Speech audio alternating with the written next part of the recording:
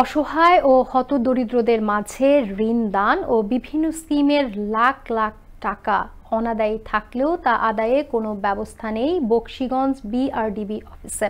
তাছাড়া বছরের পর বছর বিআরডিবি উপজেলা ফান্ডে কোটি কোটি টাকা পড়ে থাকলেও শর্ত পূরণ না হলে ঋণ প্রদানেরও কোনো ব্যবস্থা নেই এই অফিসে। অভিযোগ রয়েছে ঋণ আদায়ে কোনো সমিতিকে পরিদর্শন না করেও বিভিন্ন ভাউচার দেখিয়ে টাকা উত্তোলন করেন বকশীগঞ্জ পল্লী উন্নয়ন কর্মকর্তা কাজী সোয়াইব আজমি। হদিস নেই ভবন মেরামতের জন্য বরাদ্দকৃত টাকারও। নানা দুর্নীতি নিয়ে আদালতে মামলা চলছে এক কর্মকর্তার বিরুদ্ধে। জামালপুর প্রতিনিধি রকুনুজ্জামান রকুনের তথ্য ভিডিও চিত্রে বিস্তারিত জানাচ্ছেন বৃষ্টি দাসেল।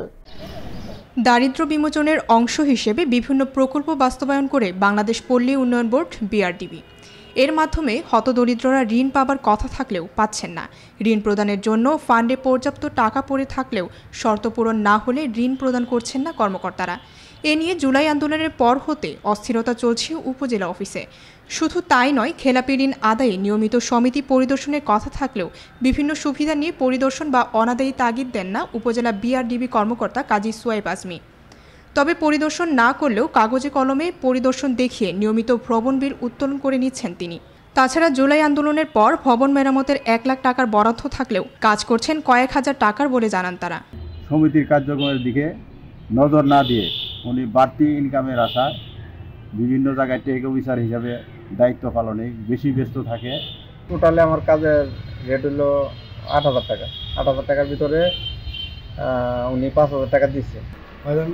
বিআরডিবি অফিসে আমি গ্লাস লাগাইছি 129টা। তবে এসব অভিযোগের বিষয়ে জানতে চাইলে আনন্দ টিভিকে বকশীগঞ্জ পল্লী উন্নয়ন বোর্ড বিআরডিবি কর্মকর্তা কাজী সোয়াইব আজমি বলেন, 2010-এর পূর্ববর্তীতে প্রায় 7 থেকে 8টা সমিতি মোটামুটি শতভাগ ক্লিয়ার। হয়তো একটা সমিতিতে 10-12 হাজার টাকার মতো আছে। উপজেলা কর্মকর্তারা এসব দুর্নীতির কথা স্বীকার করেন বকশীগঞ্জ উপজেলা বিআরডিবি সভাপতি গোলাম মর্তুজা মুজাহিদি। তিনি অভিযোগ করে বলেন, তার কোনো কথাই শুনেন না এই কর্মকর্তা।